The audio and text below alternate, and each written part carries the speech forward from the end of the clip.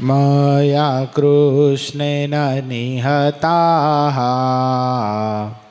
सार्जुनेन रणेषु ये प्रवर्तयिष्यन्त्यसुरा स्ते त्वधर्मं यदाक्षितो धर्मदेवा तदा भक्ता अहम नारायणो मुनि जानीषे कौशले देशे भूमो हि समगो द्विज मुनिशापां नृतां प्राप्तां नृसिंस्तात तथोधवम् ततो वित्तासुरेभ्योऽहं सद्धर्मं स्थापयन्नज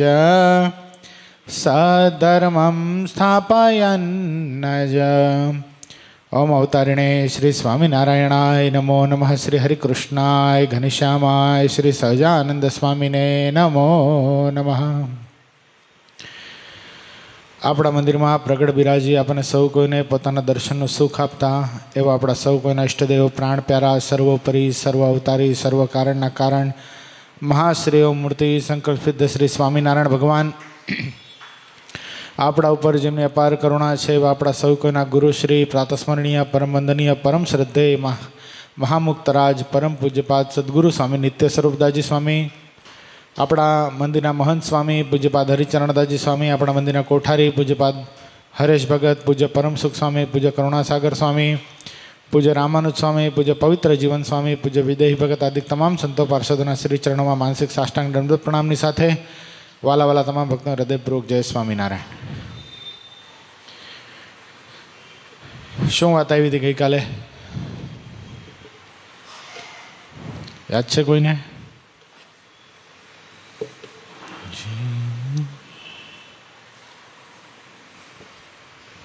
કઈ કથા ચાલુ છે? મહારાજ બધા દરબારોને ઉપદેશ આપી રહ્યા છે ધર્મનો. મહારાજને ધર્મ અતિશય પ્રિય છે ને સત્સંગ અતિશય પ્રિય છે. હવે મહારાજ કુંડળ જશે. ક્યાં જશે? કુંડળ ગામ. મુક્તાનંદ સ્વામીએ કહ્યું, હે ઉત્તમ રાજા, તમે એકાગ્ર ચિત્તે કરીને સાંભળો.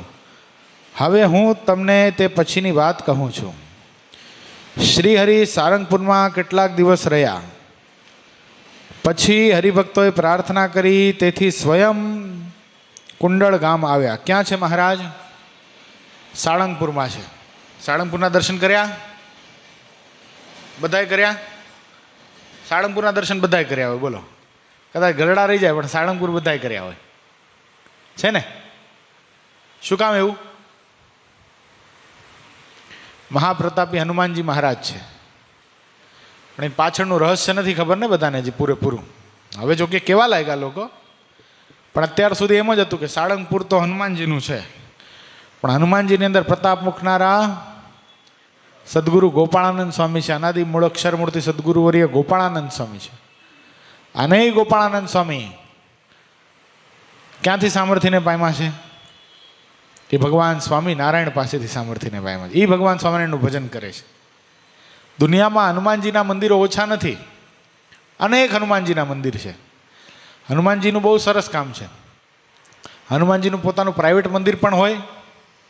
રામજી મંદિરમાં હનુમાનજી હોય, શિવજી મંદિરમાં હનુમાનજી હોય, કૃષ્ણ ભગવાનના મંદિરમાં હનુમાનજી હોય. હનુમાનજી બધે હોય. શેરીએ શેરીએ ગલીએ ગલીએ સૌથી વધારે કોઈ મંદિર હોય તો હનુમાનજીને. આવા હનુમાનજી પણ સૌથી વધારે પ્રતાપ ક્યાં? સાળંગપુરમાં. હમણાં ઓલું થોડુંક વચ્ચે ઓલું વિક્ષેપ જેવું થયું ત્યારે ઓલા લોકો કહે ને કે હનુમાનજીની અંદર પ્રતાપ છે. એક બાપુની સાથે મારી પણ ચર્ચા થતી હતી સોશિયલ મીડિયા પર. તે બાપુ કહે કે તમે લોકો આ કેમ એમ કહો છો કે હનુમાનજી ભગવાન સ્વામિનારાયણની આગળ હાથ જોડીને ઊભા છે ને આવા બધા ચરિત્રો તમે ત્યાં ક્યાં શું કામ લગાડ્યા સાળંગપુરની અંદર? બધું અમારા લીલા ચરિત્રની અંદર આવે છે. હનુમાનજી ભગવાન ઘનશ્યામ મહારાજની સેવા કરવા માટે નાના હતા ત્યારે પધાર્યા હતા. તો કે નહીં, ખોટી વાત છે. મેં કીધું બાપુ એક કામ કરો. મેં કીધું સાળંગપુર કોનું? તે કે સ્વામિનારાયણ વાળાનું. મેં કીધું બરાબર છે, તમે માનો છો? કે હા. હનુમાનજી તમારા છે એમ કહો છો ને? સ્વામિનારાયણ વાળા હનુમાનજી ઉપર દાવો ન કરવો. તમે કીધું એ હનુમાનજી રહેવા દો. એક કામ કરો, તમે એક સ્વતંત્ર હનુમાનજીનું મંદિર બનાવો. સરસ. આપણે બધાને, અમે કોઈને કહેતા નથી કે તમે સાળંગપુર આવો. તમે હનુમાનજીનું મંદિર બંધાવો, હનુમાનજીની પ્રતિષ્ઠા કરો, અને હનુમાન લોકોને કહો સાળંગપુર નહીં જાઓ, અહીંયા આવો. વાત એટલી જ છે ને. તમને સ્વામિનારાયણ વાળા અરે વાંધો છે ને? સાળંગપુર સ્વામિનારાયણ વાળાનું છે. તમે પ્રાઇવેટ હનુમાનજીનું મંદિર બનાવો. લોકોને, સનાતન ધર્મના લોકોને જઈને ઘરે ઘરે કહો ભાઈ આજથી સાળંગપુર કોઈ જવાનું નથી, આ મંદિર જે અમે નિર્માણ કર્યું એમાં આવશું. એ કે એમ થોડી હાલે. મેં કીધું કેમ ભાઈ? હનુમાનજી જો હનુમાનજી જ હોય અને હનુમાનજીનો જ પ્રતાપ હોય તો ગમે ત્યાં થાય ને. કેમ કહો? શું કહો ધીરુ બાપા? ગમે ત્યાં પ્રતાપ બતાવવો જોઈએ ને. એ સાળંગપુરમાં શું કામ છે? તો કે મને કે તમે કહો શું કામ છે? તમને બાપુ ઇતિહાસ જ નથી ખબર. આખો હનુમાનજીની પ્રતિષ્ઠા કરતા પહેલા હનુમાનજી કેવા બનશે ને એ પણ અમારા સદગુરુ ગોપાળાનંદ સ્વામી ગામડામાં નીકળ્યા હતા. બોલો, ગામના દરબાર જીવા ખાચરની સાથે. જીવા ખાચરની સાથે નીકળ્યા અને પાળીઓ હોય ને, પાળીઓ, એ પાળીઓ ગોતી આવ્યા. બોલો, સાળંગપુરના સીમમાંથી પાળીઓ ગોતી આવ્યા, મોટો જબરદસ્ત. જીવા ખાચર કે સ્વામી આ તો પાળીઓ છે. કે શું વાંધો, પાળિયાને હનુમાન થઈને પૂજાવું છે. બોલો, પણ એની આગળ તો બધું ચિતરેલું, કે આગળ જવા દે, ઊંધો કરી નાખ, પથ્થરને ઊંધો કરી નાખ્યો. પણ આમાં મૂર્તિ એ કે બધું થઈ જાય. સ્વામીએ કાના કડિયાને બોલાવ્યો ને હનુમાનજી મહારાજની જે આકૃતિ છે ને એ સદગુરુવર્ય ગોપાળાનંદ સ્વામીએ પોતે દોરેલી છે. બોલો, પોતે એક કાગળમાં દોરી દીધી ને કાના કડિયાને કીધું કાના આવા હનુમાનજી બનાવ. હનુમાનજી મહારાજ સદગુરુવર્ય ગોપાળાનંદ સ્વામી પધરાવ્યા. એટલું જ નહીં, પોતાની લાકડી દાઢીએ ટેકવીને હનુમાનજીની સામે જ્યાં ત્રાટક કર્યું ને એ આખી મૂર્તિ આમ ધ્રુજવા લાગ્યો. એવા હનુમાનજી બનાવવાના હતા કે સાળંગપુરની માલી પર આંટો મારને પાછા આવે. બોલો, ઉડીને પાછા આવે એવા હનુમાનજી બનાવવાના હતા. પણ બધા સંતો પકડી રાખ્યા સદગુરુ ગોપાળાનંદ સ્વામીને. જોજો સ્વામી, આ બાજુ ગોપીનાથજી મહારાજ છે ને આ બાજુ મદન મોહનજી મહારાજ છે. ધ્યાન રાખજો, ઉપાસનાનું ખંડન નથી થાય. કારણ કે સકામ લોકો તો એ હનુમાનજી પાસે જ આવશે. ઈશ્વરવાદ આપણે સ્થાપવા માટે આ પૃથ્વી પર આવ્યા છો. સાચી વાત છે કે તમે કીધું એટલે રોકાઈ જાઉં છું, બાકી મારે હનુમાનજીને બોલતા કરવા હતા. હવે બોલશે નહીં પણ કામ બોલશે એવા કરશે. એટલે આવું સાળંગપુર ધામ. પ્રતાપ કોનો? જો હકીકત કહી, સાળંગપુર ધામ જ્યારે દર્શન કરવા જઈએ ને ત્યારે એક વસ્તુ સમજવાની, સાળંગપુર ધામ છે એ ભગવાન સ્વામિનારાયણના સર્વોપરીપણાનું પ્રતીક છે. શું છે? સાળંગપુર ધામના દર્શન કરીએ, આમ લોકો ગાંડા બનીને હનુમાનજી મહારાજના દર્શન કરતા હોય ત્યારે શું સમજવાનું? આ હનુમાનજી મહારાજમાં સામર્થ્ય અનાદિ મૂળ અક્ષરમૂર્તિ સદગુરુવર્ય ગોપાળાનંદ સ્વામીએ મૂકી છે. અને અનાદિ મૂળ અક્ષરમૂર્તિ સદગુરુવર્ય ગોપાળાનંદ સ્વામીમાં સામર્થ્ય મૂકનારો મારો મહારાજ છે. બસ આટલું સમજીએ ને તો સાળંગપુર હનુમાનજીના દર્શન કરતાં કરતાં આનંદના ફુવારા છૂટે અંતરમાંથી. આ હા હા, કેવું ધામ હે!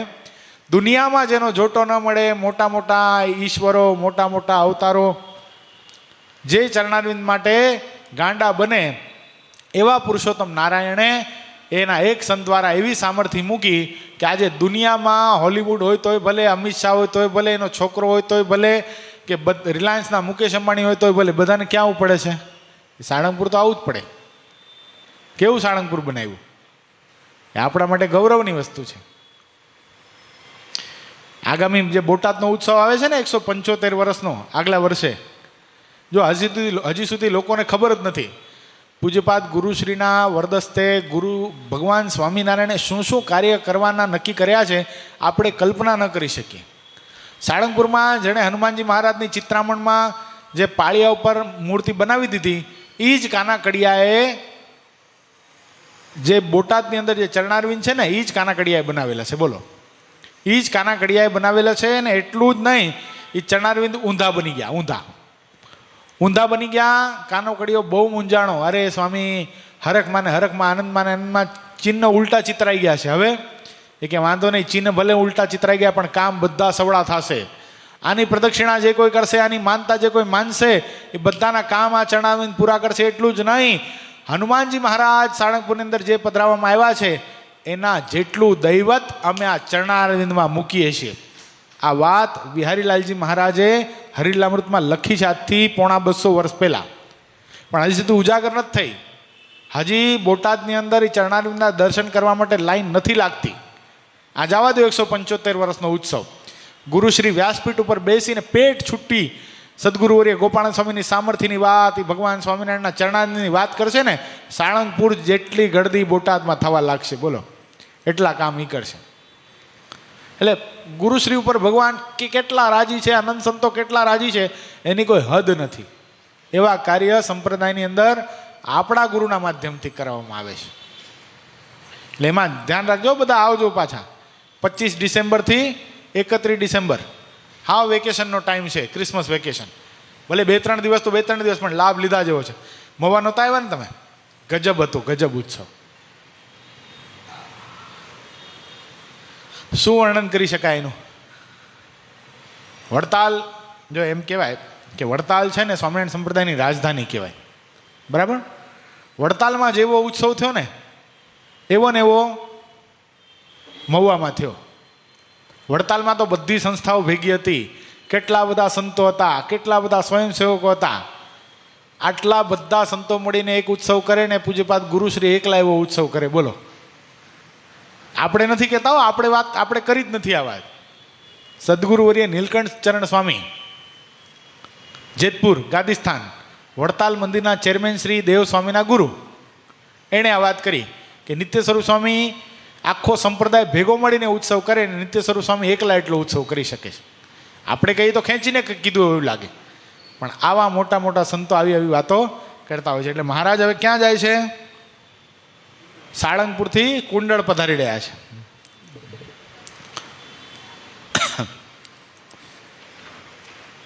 શ્રીહરિ સાળંગપુરમાં કેટલાક દિવસ રહ્યા પછી હરિભક્તોએ પ્રાર્થના કરી, તેથી સ્વયં કુંડળ ગામ આવ્યા. ત્યાં કાઠી જ્ઞાતિના અને પટગીર જ્ઞાતિના અટક રાયબા નામે બહેન હરિભગત હતા. કોણ હતા? રાયબા. અટક શું હતી? પટગીર દરબાર, ક્ષત્રિય કુળના હતા. તેણે શ્રીહરિની સેવા કરવા માટે પોતાનું ઘર સમર્પિત કરી દીધું હતું. નિરાવરણ સ્થિતિવાળા હતા. ભગવાન સ્વામિનારાયણ છપૈયામાં પ્રગટ થયા ને તો રાયબાએ સાકર વેચી હતી. બોલો, કેવી ખબર પડતી હશે, કેવા મુક્ત હશે. તેમના મામૈયા પડગર, હાથિયા પડગર ને રામ પડગર 3 પુત્ર હતા. તે પણ રાયબા જેવા હરિભક્ત હતા. મામૈયા પડગીર અને રામ પડગીર પુત્રો પણ પછી સત્સંગી રહ્યા હતા. અમરા પડગીર સારા હરિભગત હતા. તે કુંડળના મુખ્ય દરબાર ગણાતા હતા. અમરા પડગર મુખ્ય દરબાર હતા. તેમની પત્ની પણ ઉત્તમ સત્સંગી હતી. તેણે પણ શ્રીહરિની વારંવાર ઘણી સેવા કરી હતી. શ્રીહરિ કુંડળમાં કેટલી વાર આવ્યા હતા તેનું ચોક્કસ રીતે કહી શકાય એમ નથી કે આ વખતે કેટલામી વાર આવ્યા. સૌ ભક્તોએ શ્રીહરિની વિવિધ પ્રકારે સેવા કરી. કારણ કે કુંડળમાં મહારાજ જ્યારે ગરડાથી વડતાલ જાય ત્યારે કુંડળ આવે, સાળંગપુર આવે, એટલે રોકાતા જ. એટલે કેટલી વાર આવ્યા એ કાંઈ ચોક્કસ કહી શકાય નહીં. સૌ હરિભક્તોએ શ્રીહરિની વિવિધ પ્રકારે સેવા કરી. કાઠી દરબારોના ભાગ્યનો તો કોઈ પાર નહોતો. જેટલા કાઠી હરિભક્તોના ઘર હતા તેને શ્રીહરિ પોતાનું ઘર માનતા. જે કાઠી દરબારો હરિભક્ત થયા હતા તે બધા શ્રીહરિની સાથે અંતર ભેદભાવ રાખતા નહીં. જે વખતે શ્રીહરિની જેવી મરજી હોય તે પ્રમાણે કાઠી ભક્તો તેમની તેવી રીતે સેવા કરતા. મહારાજની જેવી મરજી હોય, મરજી જાણીને ભગવાનની સેવા કરતા. કોણ? કાઠી હરિભક્તો. કાઠી હરિભક્તોમાં કોણ કોણ છે? મુખ્ય હરિભક્તો બોલો તો અર્જણ દાદા. હા, જીણાભાઈ તો દાદા ખાચર, પછી સુરા ખાચર, એ બધાને કાઠી કહેવાય. જીણાભાઈ તો સોલંકી રજપૂત હતા. કોણ હતા? હા, જીણાભાઈ રજપૂત હતા. સુરા ખાચર, સોમલા ખાચર, અલૈયા ખાચર, દાદા ખાચર, આ બધા કાઠી હરિભક્તો. શ્રી હરિની સેવાનો જેટલો લાભ કહી શકાય તેટલો બધા લાભ કાઠી ભક્તોએ આ સમય લીધો હતો. અમરાપટગીરના પુત્રનું નામ હરસુર હતું. તે સિવાય એક પુત્રી પણ હતી જે એક સારી સાંખ્યોગી હરિભગત થઈ હતી. અમરાપટગીરની દીકરીનું નામ શું હતું? દીકરીનું નામ નથી આવતું, પણ સાંખ્યોગી બેન થયા હતા. તેણે સંસાર સાથે કોઈ સંબંધ રાખ્યો નહીં, એકમાત્ર સત્સંગની સાથે જ સંબંધ રાખ્યો. તે એવી અવિચળ સમાધિનિષ્ઠ હતી કે તેના દેહનું કાંઈ ભાન રહેતું નહીં. રાત દિવસ શ્રીહરિની મૂર્તિમાં જ તેનું મન રહેતું અને અનેક પ્રકારે શ્રીહરિના ચરિત્રોની વાતોને કહેતી હતી. તે અમરાપટગીરની જે પત્ની હતી તે ચેલા ખાચરની બહેન હતી. બહેનના સંબંધને લીધે ચેલા ખાચરને સત્સંગ ઉપર કંઈક ભાવ રહેતો. તેણે શ્રીહરિની પધરામણી પોતાને ઘેર કરી. ચેલા ખાચર શ્રીહરિને બહુ વાર મળેલા અને દર્શન પણ બહુ કરેલા, છતાં પણ તેના હૃદયમાં મોક્ષનો ખપ ન હતો. પરંતુ તેના ઉપર શ્રીહરિની ઘણી કૃપા હતી. જ્યાં સુધી શ્રીહરિની મરજી હોય, હરિભક્તોના ઉપર કૃપા હોય, ત્યાં સુધી રાજીપાથી તે ગામમાં તે રહેતા હતા. ચેલા ખાચર કોણ હતા? અમરાપટગરના શાળા હતા. હરિભક્તોના સત્સંગને નિશ્ચયને દ્રઢ કરાવવા માટે શ્રીહરિ સત્સંગની પ્રથાની વાતો કહેતા. સત્સંગની વૃદ્ધિ કેમ થાય? સત્સંગની પ્રથાની વાતો કરીએ ને તો સત્સંગની વૃદ્ધિ થાય. કે આપણી આ પરંપરા છે, આ સંતોએ આવી રીતે સત્સંગ કરાવેલો, આ હરિભક્તોએ સત્સંગનો પક્ષ રાખવા માટે આટલો બધો દાખલો કરેલો. આ બધું શું કહેવાય? સત્સંગની પ્રથા કહેવાય. આજે હરિભક્તો આપણે બધા આવા સરસ દેખાઈએ છીએ, સરસ રીતે તિલક ચાંદલો કરીએ છીએ, નિત્ય મંદિરે આવીએ છીએ, તો સંતો તો સત્સંગ કરાવતા હોય, પણ પરંપરાગત મોટા ભક્તો પાસેથી નાના ભક્તો શીખતા હોય છે. હવે અમે શીખ્યા છીએ જે કાંઈ, એ હિંમત ભગત છે, અમરસિંહભાઈ છે, એવા વડીલ હરિભક્તો પાસે શીખ્યા છીએ. તો અમારી પાસેથી પણ લોકો શીખે છે ને. આ નાના નાના ભક્તો છે, જો તમારી પાછળ બેઠા હિંમત દાદા, ખાલી જોવો એટલે બધાને દ્રષ્ટિ પ્રસાદ મળે. હા બા જો, આ બધા ઉપર તમારે દ્રષ્ટિ રાખવી, અમી દ્રષ્ટિ હો. આ બધા પછી શીખતા હોય. એમ સત્સંગની પ્રથાની વાતો કરવી, જેથી શું થાય? સત્સંગની અભિવૃદ્ધિ થયા રાખે. સત્સંગની અભિવૃદ્ધિ થયાનું બે કારણ છે. એક તો પોતાના જે ઈષ્ટદેવ હોય એનો જન્મથી લઈ અને તિરોધાન સુધીનું જે શાસ્ત્ર હોય, એના જે ચરિત્ર લખેલા હોય, એ શું કરે છે? સંપ્રદાયની પુષ્ટિ કરે છે. બીજા નંબરમાં આવા હરિભક્તો હોય જે સત્સંગની પ્રણાલિકા, સત્સંગની પરંપરા, એની વાતો કરતા હોય, એના માધ્યમથી પણ સત્સંગની પ્રથા જળવાય છે. ઓલાથી શું થાય કે ભગવાન સ્વામિનારાયણ ભગવાન છે એ પ્રતીતિ આવે. અને ભગવાન સમજાણા પછી એ ભગવાનને રાજી કરવાની પદ્ધતિ કોણ શીખવાડે? તો ભગવાનના સંતો અને ભગવાનના હરિભક્તો શીખવાડે. આ સત્સંગની પ્રથા છે.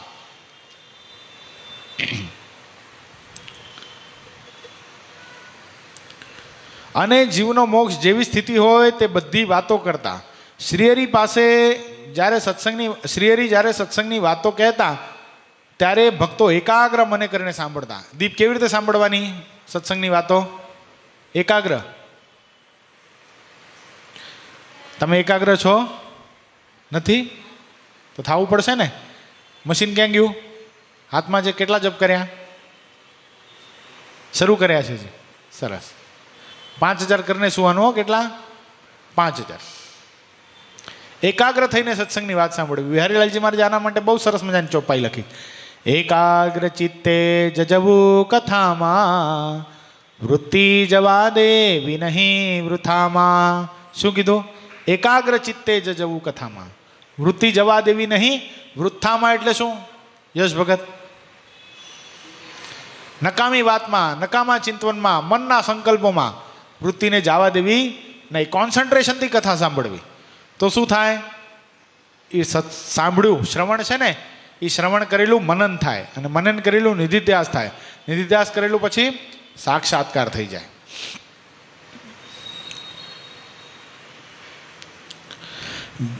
જીવના મોક્ષના સિવાયની બીજા બધા જે ગાઢ સંકલ્પ થતા તે બધા બંધ થઈ જતા. મહારાજ જ્યારે વાત કરતા હોય ત્યારે શું થતું? એક મારો મોક્ષ કરી લેવો છે. જીને ભગતે બહુ સેવા કરી હો, હિંમત દાદા. ત્યાં મહુવામાં. આમ હરિભક્તો રજા નહોતા આપતા. તમે ઓલા ભગતને કામ મોકલી દો છો, એને અધવચ્ચે આવવું પડ્યું. કોલેજમાંથી ફોન આવ્યો ને એટલે અધવચ્ચે ઉત્સવ છોડીને આવવું પડ્યું.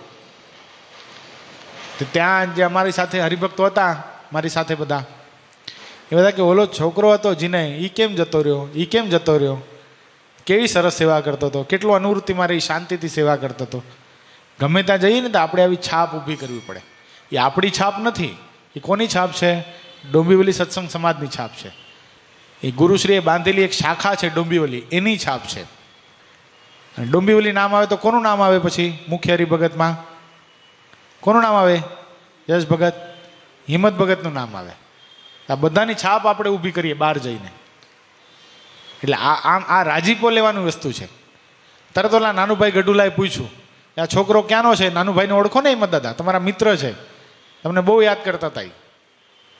એ નાનુભાઈ ગઢુલાએ તરત પૂછ્યું, બોલો જીને છોકરો બહુ ડાયો હતો, એ કેમ જતો રહ્યો? દાદા એને છે ને કામ આવી ગયું થોડું, કોલેજમાંથી ફોન આવ્યો ને, એને ફોર્મ ભરવા જવાનું હતું. બોલો, એટલે આમ જવા ન દે. આપણી સેવા, આપણા સેવાથી એટલા રાજી કરી શકીએ છીએ આપણે.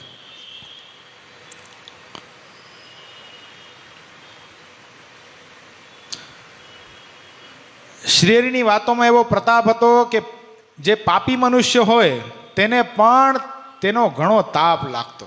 પાપીમાં પાપી જીવાત્મા કદાચ ભગવાનની વાતો સાંભળે તો એને પણ તાપ લાગે. એટલે એમ મનમાં થઈ જાય કે હવે મારે આ પાપના ધંધા મૂકી દેવા છે, પાપનું કાર્ય મૂકી દેવું છે અને ભગવાનનું ખૂબ ભજન કરી લેવું છે. તેને સાંભળીને પાપી માણસ થરથર ધ્રુજવા લાગતો અને પછી મનમાં હરખાઈને સત્સંગના વર્તમાન ને નિયમોને ધારણ કરતો. જે લોકો પાપમાં અત્યંત ડૂબી ગયા હોય તેઓ તો શ્રીહરિથી દૂર જ રહેતા. જે દૂર રહેતા તેમને તાપ લાગતો નહીં. અને તાપ વિના પાપ પણ કઈ રીતે બળે? આ સત્સંગનો જ્યાં સુધી તાપ ન લાગે ત્યાં સુધી પાપ બળે નહીં. તાપ એટલે શું? તમારું નામ શું ભગત? જીને ભગતના મિત્ર જયમીન ભગત. તાપ એટલે શું?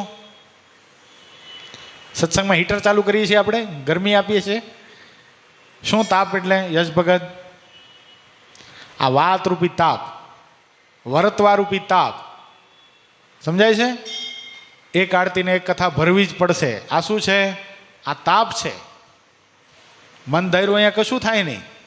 આપણા મનમાં થાય સંતો નથી, ગમે ત્યારે મંદિરમાં એક લટાર મારીને આવી જશું, એમ ન ચાલે ને.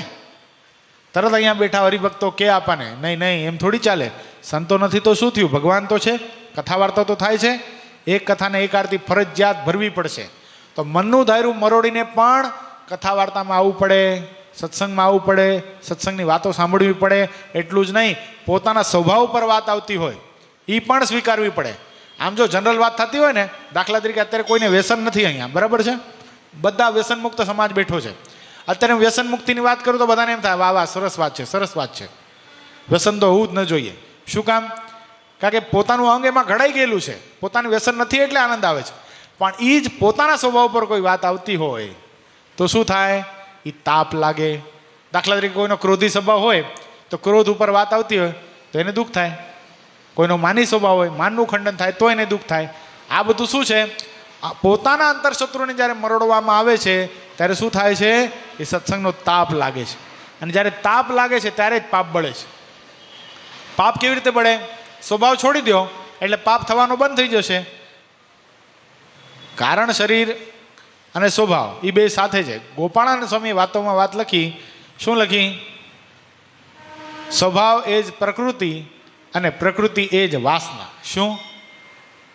આ માન હોય, કામ હોય, અહંકાર હોય, જે કાંઈ હોય એ બધું શું છે? પ્રકૃતિ સાથે જડાઈ ગયેલું છે. એ સ્વભાવમાં ખચિત થઈ ગયેલું છે. અહીંયા આવીને સંતો ભક્તો આપણું ખંડન કરે તો આપણને એનો તાપ લાગે. અને જ્યારે તાપ લાગે છે અને તાપને સવડો લે છે, તાપથી બચવાનો પ્રયત્ન નથી કરતો, પણ તાપના માધ્યમથી પોતાનો અંગ બદલવાનો જ્યારે મુમુક્ષુ પ્રયત્ન કરે છે ત્યારે શું થાય છે? સત્સંગના સાચા ઘડતરની અંદર એ પ્રવાહિત થઈ જાય છે. એટલે આ બહુ મુખ્ય વસ્તુ છે. સત્સંગમાં આવ્યા પછી ખાલી સત્સંગમાં બેઠા બહુ સરસ વાત નહીં.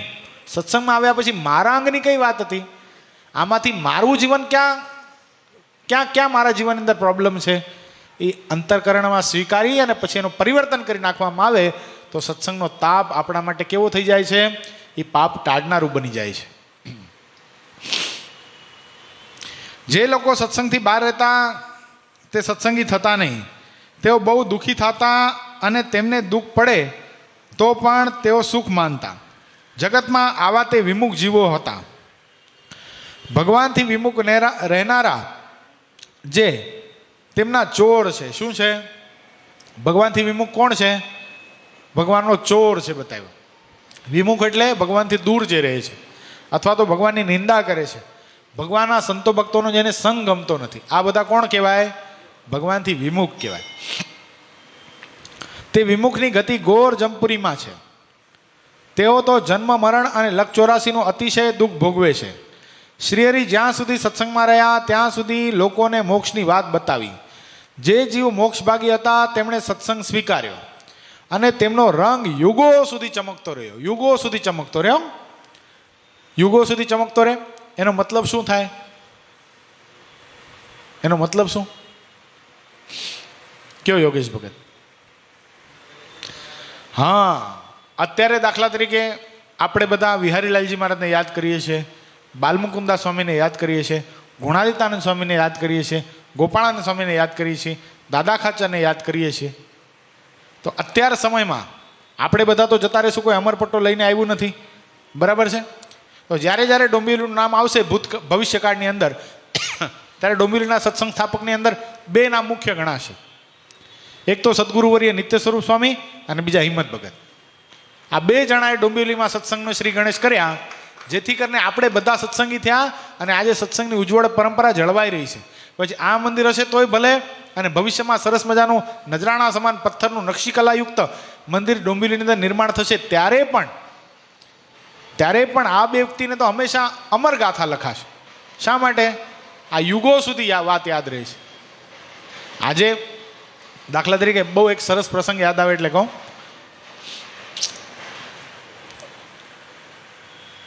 ડાકોરના વિજયસિંહ બહુ મહાન ભગવાનના ભક્ત હતા, ભગવાન કૃષ્ણના. નાની ઉંમરમાં 14-15 વર્ષથી ઉંમરથી ભગવાન કૃષ્ણની લગ્ન લાગી અને મનમાં નક્કી કર્યું કે મારે, એણે ક્યાંક શાસ્ત્રમાં વાંચ્યું એવું કે પદયાત્રા કરીને જ્યારે ભગવાનના દર્શન કરવા માટે જઈએ ને ત્યારે ખૂબ ફળ થાય છે. મનમાં નક્કી કર્યું મારે પગે ચાલીને દ્વારકાની યાત્રા કરવી છે. દ્વારકાની યાત્રા ડાકોરથી કરવા માટે જાય 6 મહિના લાગે. કેટલા? એક વખત જાય તો કેટલા લાગે? એક વાર જઈને પાછા આવે, જતા 6 મહિના લાગે, આવતા 6 મહિના લાગે. આટલો સમય લાગે. છતાંય પણ શ્રદ્ધાવાન હતા, જવાનો પ્રારંભ કર્યો. પણ બહુ ગરીબ સ્થિતિ હતી. ક્ષત્રિય હતા, રાજવંશી હતા, પણ ગરીબ સ્થિતિ. મનમાં નક્કી થયું ખાલી હાથે ભગવાનના દર્શન કરવા માટે જવાય નહીં. તો શું લઈ જાઉં? ભગવાન કૃષ્ણને વાલમ વાલું શું છે? તો કે તુલસી છે, વૃંદા છે. તુલસીજી લીધા તો ખરા, પણ રસ્તામાં પહોંચતા 6 મહિના થાય, તુલસી સુકાઈ જાય. અરે રે, આવા તુલસી થોડી ભગવાનને ચડાવાય. મનમાં વિચાર કર્યો તુલસીજીનો છોડ લઈ લઉં ભેગો. એક તુલસીનો ક્યારો ભેગો લીધો, રસ્તામાં પાણી પાતા જાય, તાજે તાજા તુલસી ભગવાન સુધી લઈ જાય. સમય જતાં લગ્ન થયા વિજયસિંહના ધર્મપત્ની ગંગામાં. એ પણ એવા મુમુક્ષુ, બંને પતિ પત્નીએ નક્કી કર્યું કે આપણે દર વર્ષે દ્વારકાની યાત્રા કરવા જાવ. એમ કરતાં કરતાં 73 વર્ષ થયા. 13 વર્ષથી 73 વર્ષ, 60 વર્ષ સુધી પૈદલ યાત્રા કરીને ક્યાં સુધી ગયા? દ્વારકાધીશના દર્શન કરવા માટે. 73 વર્ષની જ્યારે ઉંમર હતી, બંને પતિ પત્ની હાલતા જાય છે, મનમાં વિચારતા જાય છે, હે કાળિયા ઠાકર, હે દ્વારકાધીશ, હવે એવું નથી લાગતું કે ફરી વાર આવી શકાશે. હવે આ પગમાં જાન નથી રહી, પહોંચાતું નથી. હવે તું કાંઈક દયા કર તો તારી સેવા અમે અમારા સ્થાનમાં કરી શકીએ. કાંઈક દયાળુ થા, હે પરમાત્મા, કાંઈક તું દયા કર. એમ પહોંચતા પહોંચતા જ્યાં દ્વારકાધીશના દરવાજા ઉપર પહોંચ્યા અને જ્યાં અંદર જઈ અને દ્વારકાધીશના ચરણોમાં એ તુલસીનો છોડ મૂક્યો.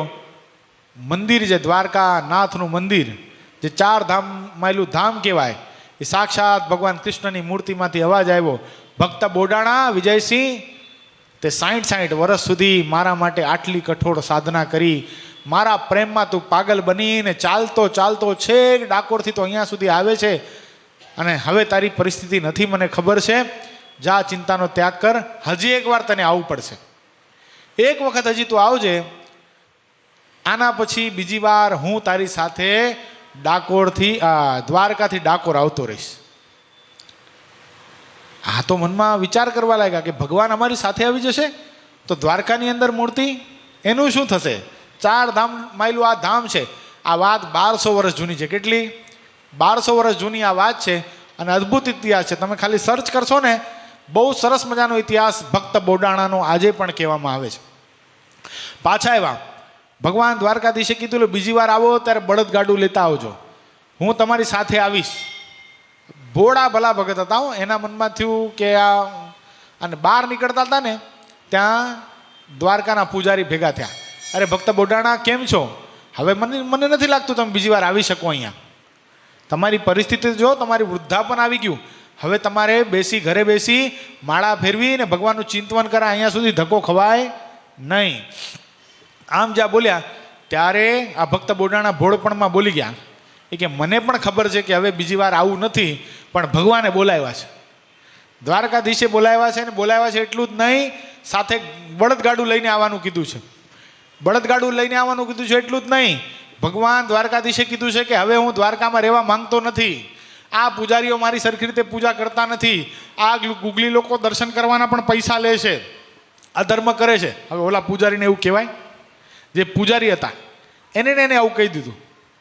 ઓલા પૂજારી તો મૂંઝાઈ ગયા કે આવો ને આવો, આને થોડી કંઈ ભગવાન દર્શન આપે, જવા દો એમ કરીને એણે તો જતું કર્યું. પણ ભગત પાછા આવ્યા, ભક્ત બોડાણા ડાકોર, અને થોડોક સમય થયો એટલે પછી પાછું જ્યારે દ્વારકા જવાનો સમય થયો એટલે બળદગાડું લઈને આવ્યા.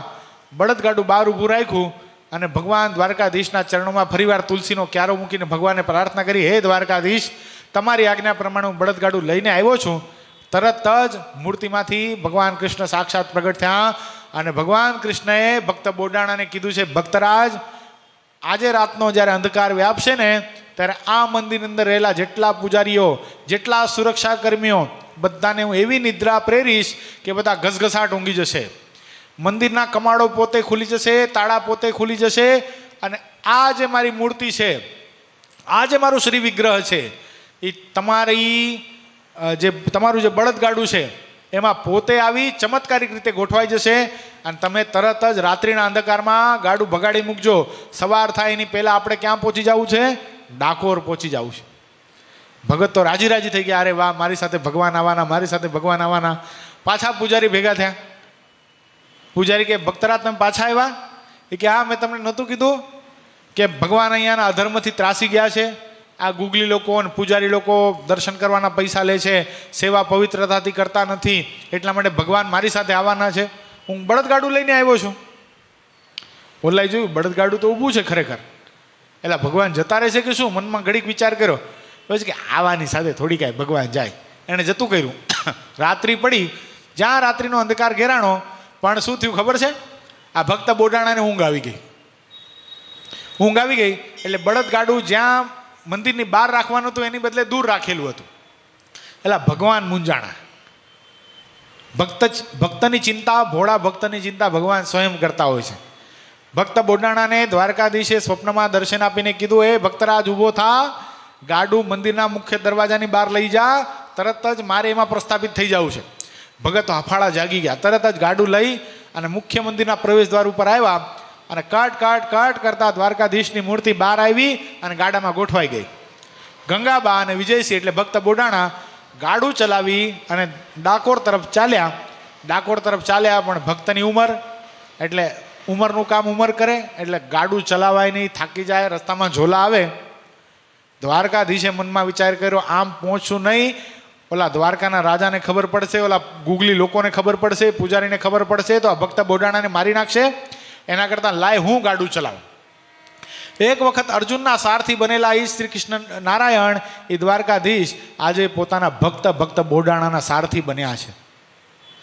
ભક્તને કીધું, ભક્તરાજ તમે પાછળ સૂઈ જાઓ, અને મૂળ સ્વરૂપમાં આવી ભગવાન કૃષ્ણ ગાડું ચલાવવા લાગ્યા, અને ગાડીને જ્યાં બળદને રાસ અડાડી, બળદ ગાડું વાયુ વેગે ઉપડ્યું, સવાર ન થાય એની પહેલા ક્યાં પહોંચી ગયા? ડાકોર પહોંચી ગયા. ડાકોરમાં પણ હવે લઈ ક્યાં જવા ભગવાનને? આ તો ગરીબ માણસો હતા. પોતાના ઘરમાં મૂક્યા, ઘરમાં પધરાવ્યા, સરસ મજાની પૂજા કરી, વાઘા ધારણ કરાવ્યા, આરતી ઉતારી, થાળ ધરાવ્યો. ગંગાબા તો ખૂબ રાજી છે. અરે વાહ, મારા મહારાજ આવી ગયા, મારા ભગવાન આવી ગયા. કેટલા સમયથી જે પરમાત્માની સેવા કરવા માટે ઈચ્છતી હતી એ પરમાત્માએ મારો ભાવ પૂરો કરવા માટે છેક ડાકોર આવી ગયા છે. આ બાજુ દ્વારકાના રાજાને ખબર પડી, જ્યાં કમાડ ખોલ્યા પૂજારી મૂર્તિ નહીં. દ્વારકાધીશ ગયા ક્યાં? બધા ગુગલી લોકો ચિંતામાં, પૂજારીઓ ચિંતામાં, મૂર્તિ કોણ ચોરી ગયું? તેમાં જે મુખ્ય પૂજારીને ભક્ત બોડાણાએ વાત કરી હતી એને લાઈટ થઈ. હા, એ ગાડું લઈને આવ્યો હતો અને ભોળો ભોલો ભગત છે, અને ભગવાન તો ભોળા ભક્ત ના જ હોય. એ ભગવાન એ ભોળા ભક્ત સાથે જતા રહ્યા હશે. અહીં તો ડાકોર ના હતા, તો ડાકોર લઈ ગયા હશે ભગવાનને. તરત જ દ્વારકાના રાજાને વાત કરી. દ્વારકાના રાજાએ કીધું તરત જ અત્યારે સૈન્યથી સજ્જ થાવ, આખું સૈન્ય લઈ અને ઓલાને ભક્ત બોડાણાને મૃત્યુને ઘાટ ઉતારી અને આપણી દ્વારકાની મૂર્તિ ફરીવાર પ્રસ્થાપિત કરો. આ બાજુ ભગવાનને ખબર પડી ગઈ, સૈન્ય લઈને ઓલા લોકો આવે છે. એટલે ભગવાને તરત જ મૂર્તિમાંથી પ્રગટ થઈ ભક્ત બોડાણાને દર્શન આપીને કીધું, એ ભક્તરાજ, ઓલા બધા પૂજારીઓ, ગુગલી લોકો, દ્વારકાના રાજાના સિપાહીઓ બધા અહીંયા આવે છે. મારી મૂર્તિ મળી જશે તો તને મારી નાખશે અને મને લઈ જશે. મારે અહીંથી જવું નથી. માટે એક કામ કર, જો ડાકોર કેટલા જણા ગયા છો? ડાકોર મંદિરની બાજુમાં તળાવ છે, ગોમતી તળાવ, ખબર હોય તો. જેમ આપણા વડતાલ મંદિરની બાજુમાં ગોમતીજી છે ને, એમ ડાકોરને અડીને ગોમતીજી છે. ભગવાને કીધું મને આ ગોમતીની અંદર નાખી દે. એ કે પરમાત્મા તમને ગોમતી અંદર કેમ ડૂબાડી દેવાય? એ કે જો ચૈતન્ય જ્યારે મારે થવું હોય ત્યારે હું તારી સાથે વાત કરું છું, મને તળાવની અંદર ડૂબાડી દઈશ ત્યારે હું મૂર્તિ રૂપે થઈ જઈશ અને મને કાંઈ વાંધો નહીં આવે. તું મને મૂર્તિની અંદર તળાવની અંદર છુપાડી દે. એટલે શું કર્યું? બંને પતિ પત્નીએ શું કર્યું? તળાવની અંદર, એ ગોમતી તળાવની અંદર ભગવાન દ્વારકાધીશને પધરાવી દીધા. આ બાજુ બધા આવ્યા એટલે સિપાહીઓ તરત જ ભક્ત બોડાણાને ગિરફ્તાર કરી લીધા. ઓલા મુખ્ય પૂજારીએ સાંખ પૂરી કે આ જ છે, જો આણે જ કીધું તું કે ભગવાન અમારી સાથે આવશે. અને જો આના રથની અંદર, બળદગાડાની અંદર જો પુષ્પ પડ્યા છે. પુષ્પ શું કામ પડ્યા છે? ભગવાનની એણે પૂજા કરેલી છે, એટલે આણે જ ભગવાનની મૂર્તિ ચોરી છે, આને જ લઈ જાઓ. એટલે ખૂબ માર્યો, એટલો બધો માર માર્યો, એટલો બધો ઢોર માર માર્યો.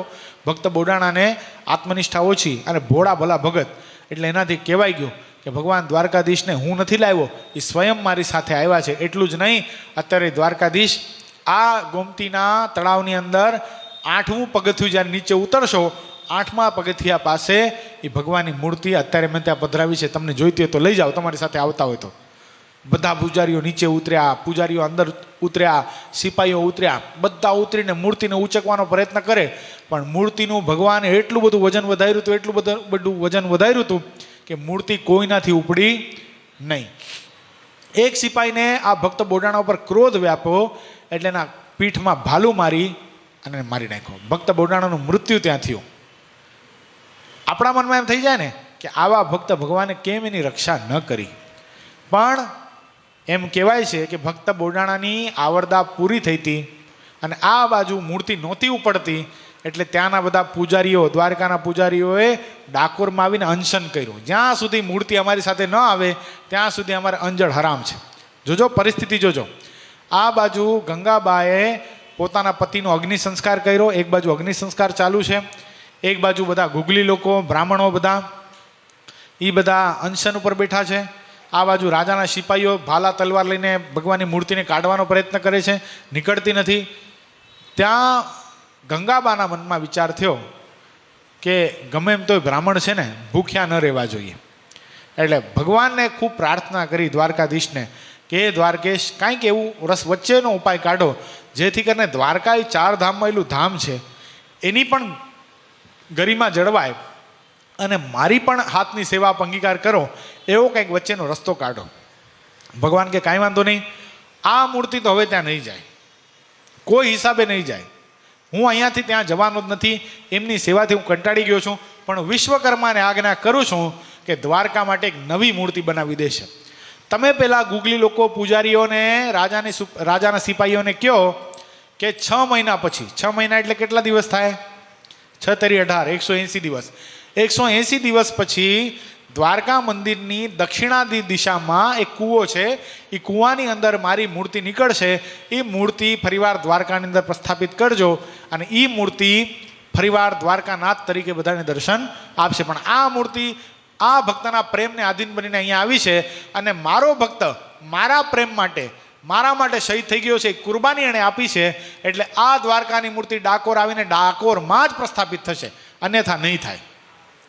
6 મહિના વાટ જોઈ, પણ 6 મહિના સુધી વાટ જોવાની નહીં આ લોકોથી. 4 મહિના જ્યાં થયા ને ત્યાં ગુગલી લોકોના મનમાં એમ થઈ ગયું કે ઓલી તો ભક્તાણી કહેવાય, ખોટું બોલીને આપણને પાછા વાળી નાખ્યા હશે. તો જોઈએ તો ખરા એ કૂવામાં મૂર્તિ છે કે નથી, વિશ્વકર્મા આવે છે કે નહીં. મૂર્તિ બહાર કાઢવાનો પ્રયત્ન કર્યો, મૂર્તિ બહાર તો આવી. વિશ્વકર્માએ મૂર્તિ તો બનાવી હતી, પણ નેત્રો હજી બનાવ્યા નહોતા. વિશ્વકર્માએ નક્કી કર્યું હતું કે નેત્રો હું છેલ્લે બનાવીશ. એટલે આજે પણ હવે તો પછી મૂર્તિ બહાર કાઢી લીધી, એટલે ફરીવાર હવે કાંઈ થાય નહીં. જેમ ગોપીનાથજી મહારાજની મૂર્તિ કેમ અધૂરી છે, શિખાનો ભાગ અધૂરો છે, એમ દ્વારકાની આ મૂર્તિના પણ નેત્રો બંધ છે. આજે પણ તમે જઈને દર્શન કરશો. દ્વારકા કેટલા જણાએ દર્શન કર્યા? દ્વારકાની મૂર્તિના નેત્રો બંધ છે. જોયા હિરેન ભગત? બંધ છે. અને એ જે નેત્ર ખુલીવાળી મૂર્તિ ક્યાં છે? એ ડાકોરમાં છે. ડાકોરનાથ, એ દ્વારકાનાથ અને આ ડાકોરનાથ. એટલે ત્યાં પધરાવી દીધી. આ બાજુ ડાકોરમાં આટલી મોટી મૂર્તિ, આવા પ્રતાપી પરમાત્મા આવ્યા. હવે ગંગાબાના ઘરની અંદર છે. હવે શું કરવાનું? તે ભગવાને મહારાષ્ટ્રના એક પિતાંબર ભટ્ટ નામના એક મરાઠી બ્રાહ્મણને પ્રેરણા કરી. ખૂબ પૈસાવાળા હતા. એને પ્રેરણા કરી કે અત્યારે ડાકોરમાં તું મંદિર નિર્માણ કર અને મારી મૂર્તિની પધરામણી કરાવ. તારા ઉપર હું બહુ રાજી છું. ખૂબ સુખ સંપત્તિવાળા એ ભૂદેવ હતા. પોતે ડાકોર આવ્યા, ગંગાબાને મળ્યા, મૂર્તિના દર્શન કર્યા અને ધન્ય ધન્ય થઈ ગયા કે આવા મંદિરનું નિર્માણ કરવાનો સૌભાગ્ય ભગવાને મને આપ્યો. પણ તે વખતે કેવું હતું ખબર છે? મુસલમાનો અને હજી મુગલોનો આક્રમણ ચાલુ હતા. એટલે જોજો, એ ડાકોરનું જે મંદિર બનાવ્યું છે ને એ મિનાર આકારનું મંદિર છે, મસ્જિદ આકારનું મંદિર છે. જોયું? કેટલા જણાએ જોયું? ડાકોરના દર્શન કરે ને, મસ્જિદ સ્ટાઇલમાં મંદિર છે. ઉપર આમ ઓલું મિનાર જેવું બનાવ્યું છે. એવું શું કામ બનાવ્યું? આ પિતાંબર ભટ્ટને ખબર હતી કે ઔરંગઝેબ કે અકબર જેવા આક્રંતાઓ કદાચ આપણા ઉપર આક્રમણ કરે તો એને એમ લાગે કે આ મસ્જિદ છે એટલે એ મંદિરને તોડે નહીં. મારે તમને એ વાત ઉપર લઈ જવા છે કે આ ભક્ત બોડાણા જે શહીદ થયા એ પછી બીજા જન્મમાં કોણ થયા? એક જણાને ખબર હોવી જોઈએ, પણ એને પણ કાંઈ આંગળી ઊંચી કરી નહીં, કારણ કે આ કથામાં તમે હાજર હતા. ભગત, તમને જ કહું છું, યશ ભગત સંતાવ છો શું હિંમત ભગતની પાછળ? નથી ખબર કોણ થયા બીજા જન્મે? એ બીજા જન્મે અમદાવાદના દામોદર શેઠ થયા. વિચાર કરો, આટલી બધી કઠિન પરિસ્થિતિ, આટલું બધું સહન કર્યા પછી પણ સનાતન ધર્મનો ઇતિહાસ એમ કહે છે કે ભક્ત બોડાણાનું આત્યંતિક કલ્યાણ થયું નથી. આત્યંતિક કલ્યાણ ક્યારે થયું? જ્યારે ભગવાન સ્વામિનારાયણના અનન્ય આશ્રિત થયા, ભગવાન સ્વામિનારાયણ પાસે કંઠી ધારણ કરી, ભગવાન સ્વામિનારાયણની નિષ્ઠા, સર્વોપરી નિષ્ઠા દ્રઢ થઈ. પછી તો પ્રસિદ્ધ પ્રસંગ છે ને, રામાનંદ સ્વામી ભરતા ભરતા અમદાવાદ આવ્યા. અમદાવાદમાં દામોદર શેઠનો જન્મ થયેલો. અમદાવાદમાં દામોદર શેઠ સત્સંગી થયા, રામાનંદ સ્વામીના આશ્રિત થયા. સમય જતાં રામાનંદ સ્વામી આ લોકમાંથી વિદાય લીધી. ભગવાન સ્વામિનારાયણ ગાદી ઉપર આવ્યા અને ફરતા ફરતા વડતાલ જ્યારે મહારાજ આવ્યા, વડતાલમાં બહુ મોટો સમયો મહારાજે કર્યો. ત્યારે દામોદર શેઠ એ સમયામાં અમદાવાદથી વડતાલ આવેલા અને વડતાલ મહારાજની સાથે ખૂબ આનંદ કિલોલ કર્યો. પણ હજી મનમાં નિશ્ચય નથી કે આ સર્વોપરી ભગવાન છે. કેવા માનતા હતા ભગવાનને? હજી દ્વારકાના જેવા જ માનતા હતા. પણ સમય જતાં શું થયું ખબર છે? મહારાજે દામોદર શેઠને કીધું કે અમે 4 દિવસનો સમય કર્યો, હવે અમે જાશું ગઢપુર. તો દામોદર શેઠ, તમે અમારી સાથે ગઢપુર આવો છો ને? દામોદર શેઠના મનમાં એમ થયું, મહારાજને ના કેમ પાડવી? આટલા પ્રેમથી મહારાજે અમને કીધું આવો છો ને. તો પોતે પણ મહારાજની સાથે ચાલવા લાગ્યા. રસ્તામાં નાની બોરુ નામનું ગામ આવ્યું. નાની બોરુ નામનું ગામ આવ્યું, સરસ મજાનો તળાવ પાણીનો. હવે મહારાજને પાણી જોવે અને દરબારો પાણી જોવે તો શું થાય હિંમત દાદા? તમારી જેવું થાય અને અર્જુન દાદા જેવું થાય. 5 મિનિટ બી બસ ઊભી રહે ને તો હિંમત દાદા પન્યું પહેરીને નાહી આવે. બોલો, આપણને ખબર ન હોય. આ 2 જણાએ નાહી લીધું હોય. એની પાસે હું નાતા શીખ્યો કે ગમે એ હોય તીર્થસ્થાનમાં નાહી લેવું. અહીંયા સત્સંગની પ્રથાની વાત સમજાણી ને, સત્સંગની પ્રથા છે આ. આવા ભગવાનના મોટા ભક્તો જે કરતા હોય એ ક્રિયાની પાછળ કંઈક રહસ્ય હોય. આવા તીર્થસ્થાનોની અંદર ઘણીવાર ઘણા જઈને નાય પણ નહીં, નહીં નહીં શું નાવું, હાથ પગને મોઢું નાયા કરતાં દોઢું, એવું ન કરાય ભલા માણસ. તીર્થસ્થાનોની અંદર નાહી જ લેવું. ગમે એટલી વાર નાહો, ઘેલા ગોમતી ભગવાનના પ્રસાદીભૂત તળાવની કોઈ દી એલર્જી કરવી નહીં. પાણી ગંદુ ગંદુ છે, ગંદુ ગંદુ નથી, દિવ્ય છે. શું છે?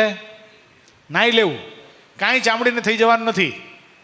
એવું હોય ને તો પાછું ફ્રેશ પાણીથી નાહી લેવું આવીને, પણ ત્યાં તો નાહી જ લેવું. એટલે આ નાની બોરુ ગામની અંદર મહારાજ તરત જ દરબારોને કહે, દરબારો તમને દેખાતું નથી તળાવ કેવું મજાનું છે? દરબારો કે ભણું મહારાજ, થાક પણ લાગ્યો છે, ઘોડાને પણ પાણી પીવું છે ને અમારે પણ સ્નાન કરવું છે. એટલે બધા ગયા પાણીમાં, મહારાજને અભિષેક કરે. મહારાજ પણ ભક્તોને નવડાવે, મહારાજ પણ ખોબો ધરીને બધા ઉપર પાણી નાખે. દામોદર શેઠ આમ અમદાવાદી તો ખરા ને, મૂળ અમદાવાદી ના, ઘનશ્યામ ભગત અમદાવાદી થવાના છે, મૂળ અમદાવાદી. એટલે શું, દામોદર શેઠ નાતા નાતાની દ્રષ્ટિ ક્યાં ખબર? આપણા બધાના કપડાં બહાર પડ્યા છે, મહારાજના ઘરેણા બહાર પડ્યા છે, મારા કપડાં પણ બહાર પડ્યા છે, ખર્ચી પણ સાથે લાવ્યો છું, પૈસા પણ અંદર છે. કોક જો રખીને કપડાં લઈ જશે તો શું? તે નાતા નાતા ભગવાનની ઉપર અભિષેક કરતા જાય, પણ ધ્યાન ક્યાં? કપડા ઉપર. ત્વમે એવ માતા ચ પિતા ત્વમે એવ આમ કરે. હવે મહારાજ કે શું જોવો છો? કે મહારાજ ઓલા કપડાં ને તમારા ઘરેણા ને તમારા વાઘા ને એ કોઈ નહીં લઈ જાય. આટલું બોલ્યા ને મહારાજ, ત્યાં દૂરથી દામોદર શેઠને હજારોનું ટોળું આવતા દેખાણું.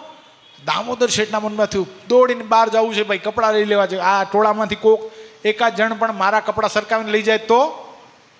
મહારાજ કે ટોળું તમારા કપડાં લઈ જાય એવું નથી, ધ્યાનથી જુઓ શું છે.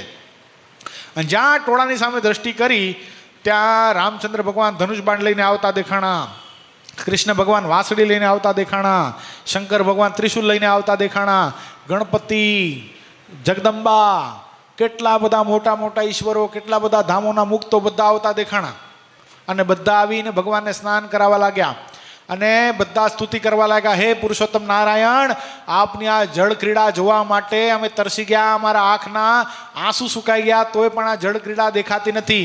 તમારી સાથે આવેલો આ કાફલો કેટલો બધો બળભાગી, તમે એની સાથે આ સ્નાન લીલા કરો છો, એના ઉપર જળ ચડાવો છો, એ તમને સ્નાન કરાવે છે. આ બધા તો અક્ષરધામના અધિકારી છે. ત્યારે દામોદર શેઠને હા પડી કે આ ભગવાન આ સર્વ અવતારના અવતારી, સર્વ કારણના કારણ છે. બાકી દામોદર શેઠનું આખ્યાન તો બહુ મોટું છે, એટલે એમાં આપણે વિશેષ નહીં જઈએ, અને સમય પણ ઘણો થઈ ગયો છે. એની સાથે આજની કથાને વિરામ. સહજાનંદ સ્વામી મહારાજની જય. શ્રીપતિમ શ્રીધરમ સર્વદેવ ઈશ્વરમ ભક્તિધર્માત્મજમ વાસુદેવમ હરે માધવમ કેશવમ કામદમ કારણમ સ્વામિનારાયણમ નીલકંઠમ ભજે. ખાસ ભક્તો યાદ રાખજો, તારીખ 6, 7 ને 8 પરમ પૂજ્યપાદ ગુરુશ્રી એમની ઘર સભા આપણા ડોંબિવલી શહેરને આંગણે છે, તો એનો પણ બધા ભક્તો લાભ લેજો.